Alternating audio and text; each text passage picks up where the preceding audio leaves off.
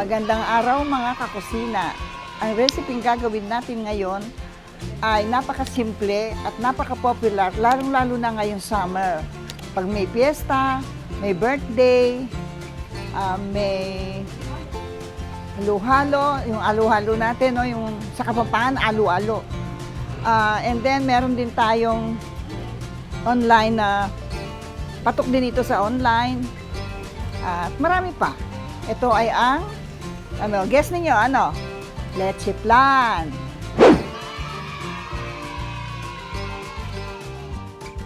Tutulong sa akin ngayon si Jacob.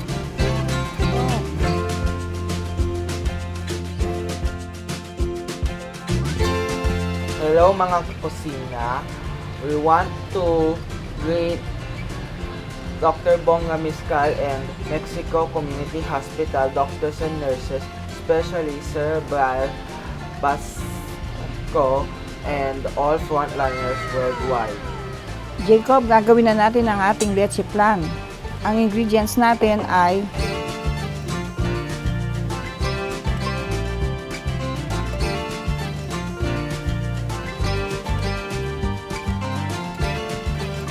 clove, of course, no? Gatas, dalawang klase, isang evaporated, isang condensed, sugar, lemon, at tubig. Simulan na natin, no? We start with the eggs, no? Egg yolks. Pero ito may nang naka-ready na, no? 10, We need 10, oo.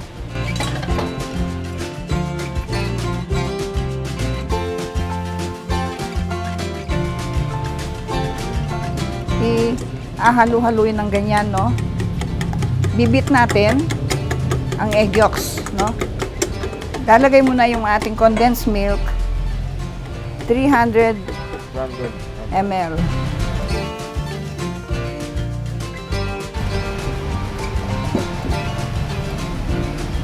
O ikaw munang magano.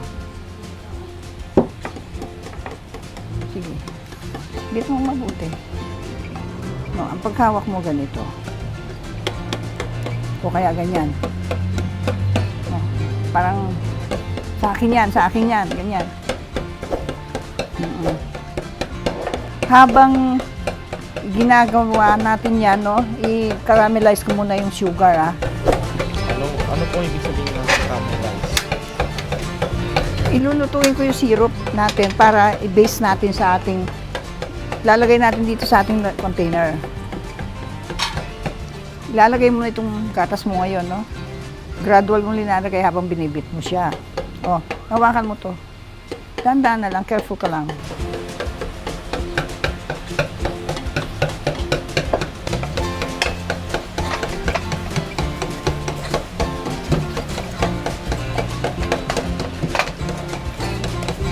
Evaporated milk po yun at saka condensed milk.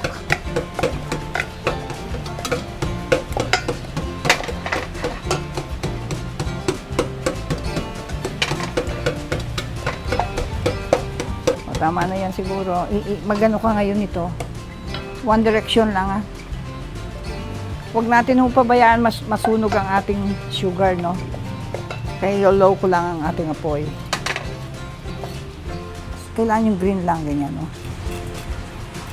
Green lang. Oo.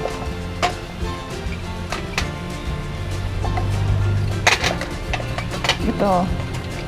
Off ko muna siya. Pag ganito na siya, tingnan mo, ilalagay ko na yung water.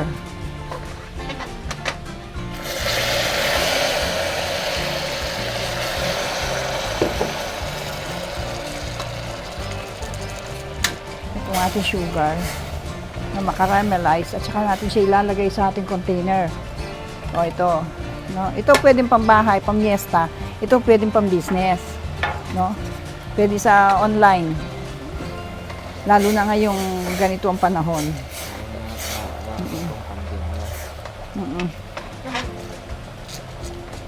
Kapag na-dissolve na lahat itong bukubul na ito, pakay na siya.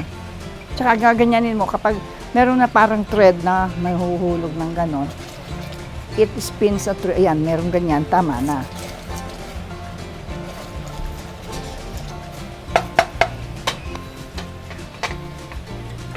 Bitiwan mo na yan. Sandali na lang, Ayan, oh. Oh. Ayan, ayan, pwede na siya. Oo, lalagyan ko muna itong isang pamiesta, ah. Dali. Napapasok ka.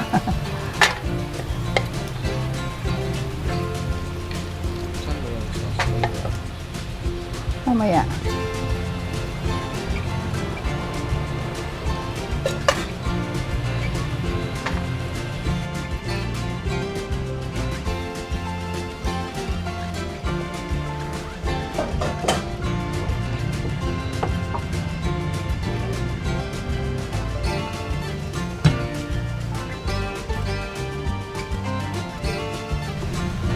Strain natin, no?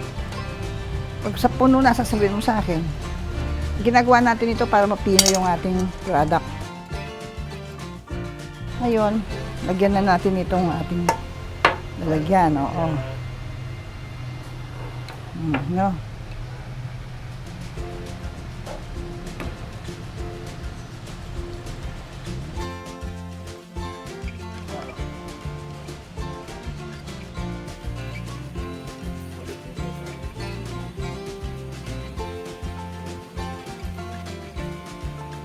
I-steam natin siya. Pag kumukulo na siya, tsaka natin sila ilagay itong mga ito. Unahan natin yung bilog. Yan.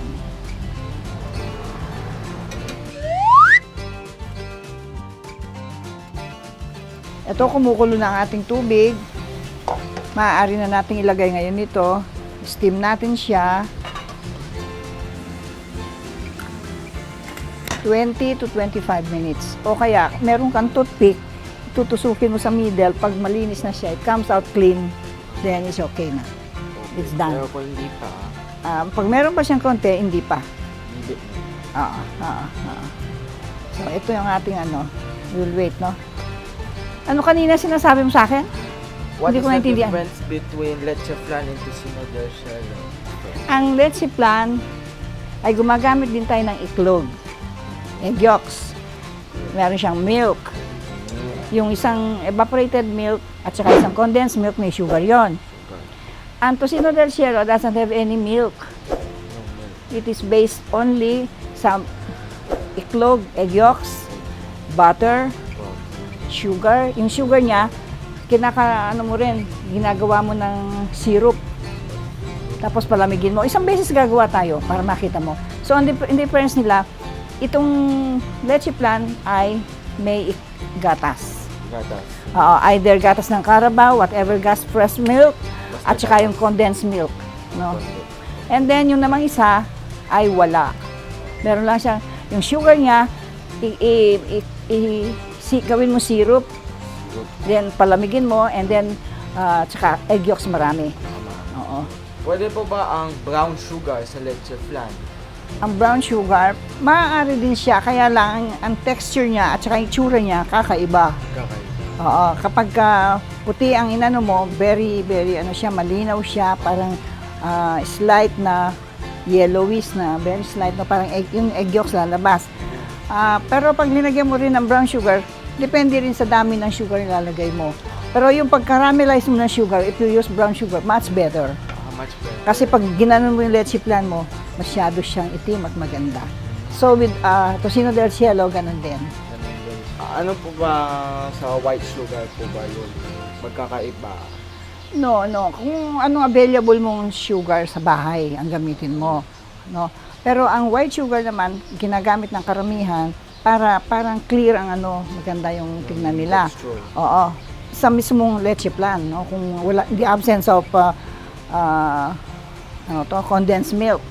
No, if sugar lang at if milk lang, eggs at saka sugar, kailangan puti.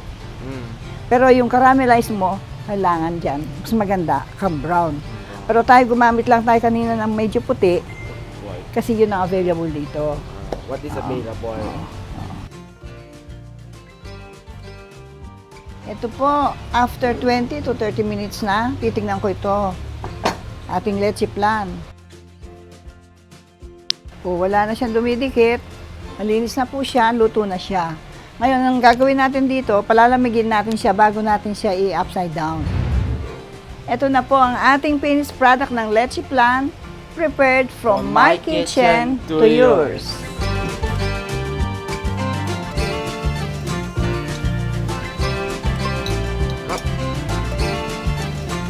Champion.